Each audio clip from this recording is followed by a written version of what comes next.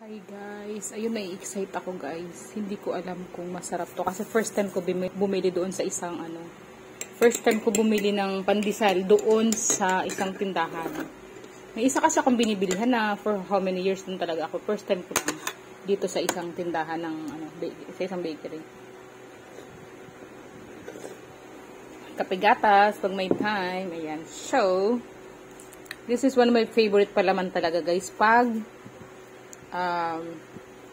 pagpandesal. Okay, palaman natin yummy pandesal. Ayan, dahil wala tayong taga video, mano-mano tayo guys. Okay, so i-judge ko to kung masarap tong pandesal ni madam, para malaman nyo na yung reaction ko. Doon sa isa, masarap naman siya, pero sabi nang may nakausap ako kanina na masarap din daw talaga yung pandesal dito.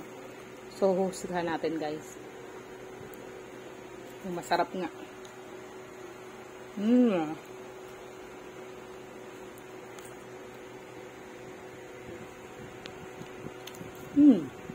Masarap nga. Masarap. Masarap siya. Legit na pandesal kagaya din sa probinsya.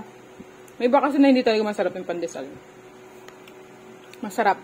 Ulit ako bumili sa kanila. Thanks for watching guys. Bye and God bless. Parang tayo.